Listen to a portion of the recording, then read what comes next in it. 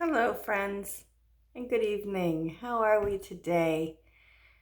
So let's see here. Aside from the fact that 45 would like us to believe that he's somehow magically cured from a COVID disease that I'm not even entirely convinced he had, and that he's not just taking advantage of all the steroids, we've got just over 21 days to the election. 21 days, 3 hours, and some change of minutes, depending on your clock. By the time this goes up, it plus or minus an hour or two, but who's counting? Anyway, we're here for chapter 12 and possibly even chapter 13 today. So buckle in. It's probably going to be a super boring one. Who knows, right? Who knows? So, chapter 12, Rage. General Vincent Brooks, the U.S. South Korean commander, met with Rex Tillerson in South Korea on November 7th. The Secretary of State had flown in advance of Trump's first visit to South Korea. Brooks knew that Tillerson had zero credibility with North Korea. Trump had undermined his Secretary of State with a tweet a month earlier, writing that Tillerson was wasting his time trying to negotiate with Little Rocket Man. Save your energy, Rex. Intelligence picked up from the North was clear. If this person isn't speaking for the president, we don't need to waste our time with him. Mattis and Tillerson had failed to convince Trump that South Korea was making a significant contribution to its own defense. The president wouldn't budge. Brooks was going to try illustrating the point by taking Trump to Camp Humphreys, the massive base the South Koreans had built for the joint American and South Korean forces. After Trump landed around 12:30 p.m. and had lunch with troops at Austin Air Base, Brooks joined him in Marine One and they took off for Camp Humphreys. As they flew, Brooks pulled out a map of the base, showing Trump how it had tripled in size from the old base and could house 46,000 military and civilians. He had superimposed the base map over a map of Washington to give Trump a sense of scale. The base stretched from Key Bridge to Nationals Park, about 4 miles. South Korea, had spent about $10 billion of their own money on the base, Brooks said. Trump said, that's a lot of money. Brooks said the South Koreans had covered 92% of the coast. Why didn't they pay for all of it? U.S. law required that the United States control and pay for all the sensitive communications equipment and for the skiffs, Brooks said. The work had to be done by U.S.-cleared contractors and through a U.S.-controlled procurement process. Without those legal restrictions, South Korea probably would have paid 100%. Brooks took the president on an aerial tour of the giant base, pointing to the map of D.C. for reference as Marine One swung from points corresponding with Arlington Cemetery to Key Bridge, around toward the White House, down to the Capitol and the Nationals Park, and back to the Jefferson Memorial before landing. Trump and Brooks moved from the helicopter to the Beast, the presidential limousine. Trump noticed some AH-64 Apache combat helicopters. Are those ours? Yes, Mr. President. They're a battalion of about 18. South Korea had just purchased 2 battalions worth, and the U.S. had added a second battalion of its own. A year ago, there had only been 1 battalion of Apache helicopters in South Korea, and now there were 4. Are they any good? There's no greater killer, Brooks said. Trump indicated his approval. After meeting with President Moon and some U.S. and South Korean troops, Brooks guided Trump to 8th Army headquarters, where he hauled out some charts illustrated with candy gumballs to show the composition of the force.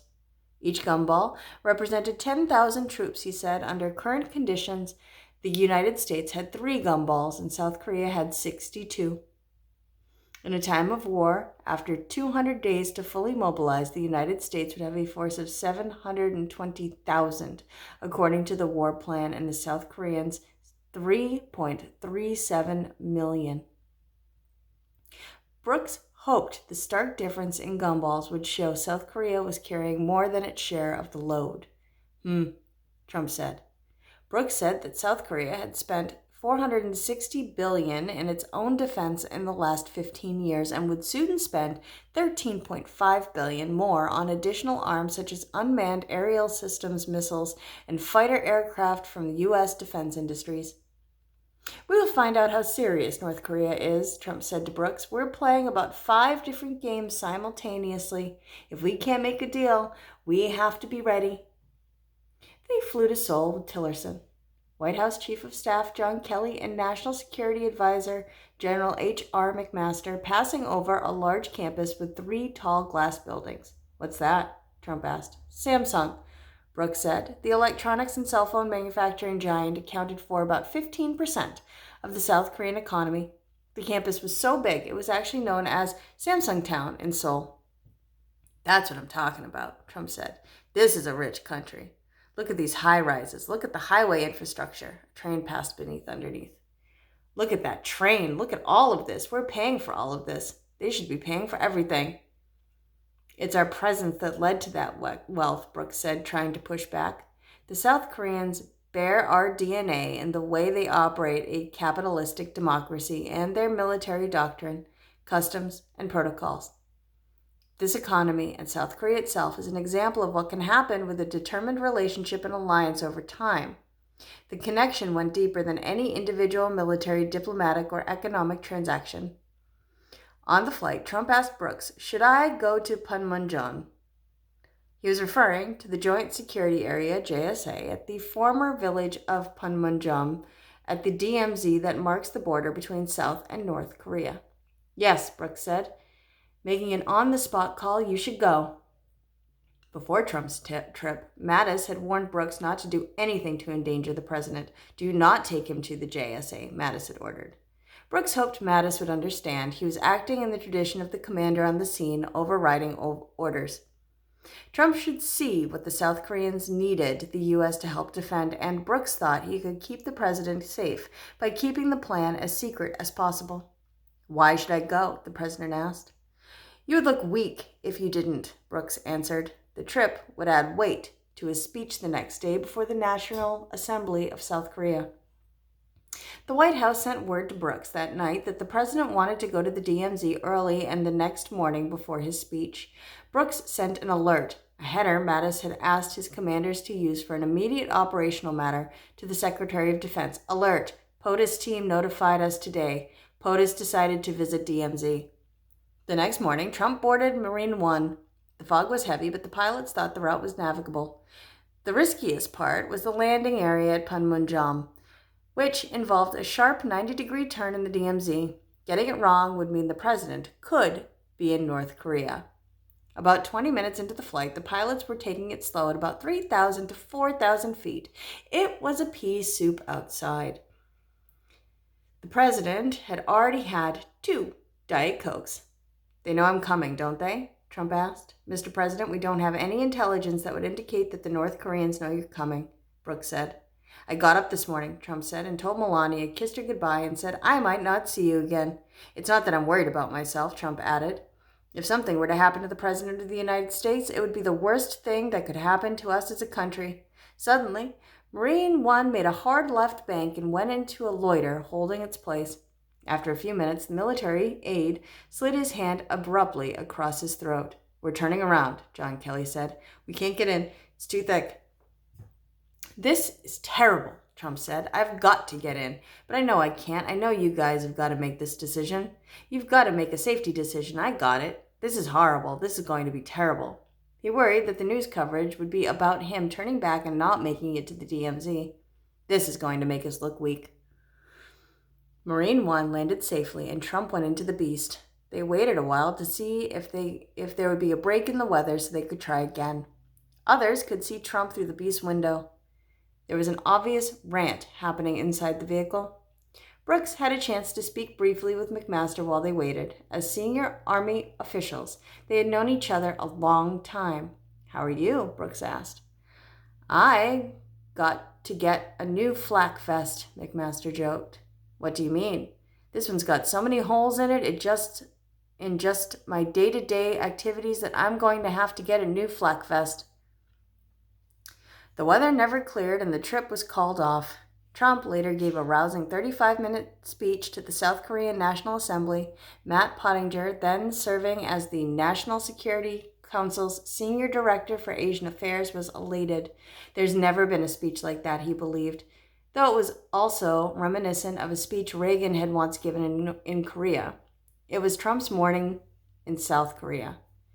He called the economic, cultural, and political awakenings there the Korean miracle, an economy 40 times that of North Korea.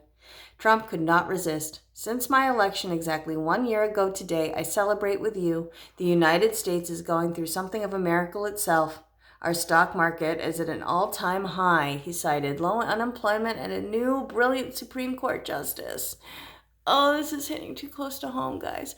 Referring to Neil Gorsuch, which he had nominated January 31st. He waved the big stick at North Korea. Currently stationed in the vicinity of this peninsula are the 3 largest aircraft carriers in the world, loaded to the maximum. He added, we have nuclear submarines approximately positioned. The obsessive golfer said the Women's U.S. Open was held this year at Trump National Golf in Bedminster, New Jersey, and it just happened to be won by a great Korean golfer. 24 miles to the north, he said, is where the prison state of North Korea sadly begins. Forced labor, famine, malnutrition, gulags, torture, rape, murder, Kim's cult of personal repressive leadership. It's only bad if it happens in a place that doesn't have white people in it. The horror of life in North Korea.